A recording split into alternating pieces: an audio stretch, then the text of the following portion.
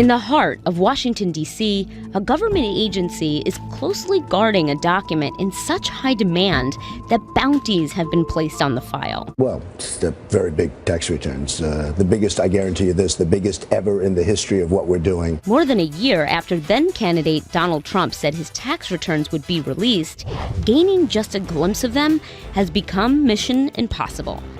And now the Internal Revenue Service is increasing security. We'd always referred to all of the president's returns being in a safe. It turned out it was safe-like in the sense that it was a locked cabinet in a locked room.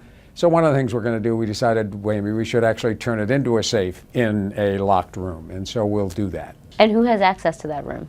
I don't know. I don't have access. John Koskinen retired as commissioner of the IRS this month. He says the agency locked down Trump's digital returns in 2016 and is now focusing on the physical documents. There's almost no other taxpayer that I can ever remember where there's been this kind of focus on. Isn't there some way we could get a hold of those returns? One hacking magazine has offered $10,000 to anyone who can get a copy of the president's paperwork. Last year, even WikiLeaks tweeted a request. What I have here is a copy of Donald Trump's tax returns. In March, MSNBC got a few pages from a journalist who said he found them in his mailbox. You don't know who sent it to you. No. You didn't solicit it. Nope. You didn't ask anybody for it. Correct. Still, there's so much more to uncover when it comes to these presidential records. Is there more information on file at IRS than the presidents actually make available historically? Yes, oftentimes there are much more voluminous exhibits that usually don't get printed and shared with the public.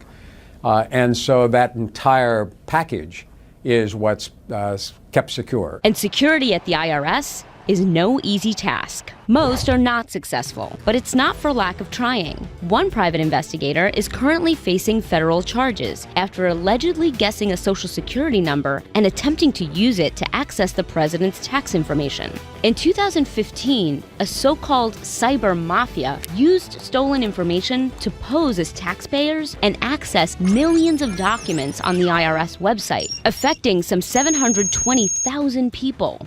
As for rogue employees inside the IRS, Koskinen says he's not worried. We basically have a handful of people who have the keys to the kingdom, as it were, in our IT department. But we have great confidence in those people, and they take that responsibility seriously. So who could finally make the president's tax returns public?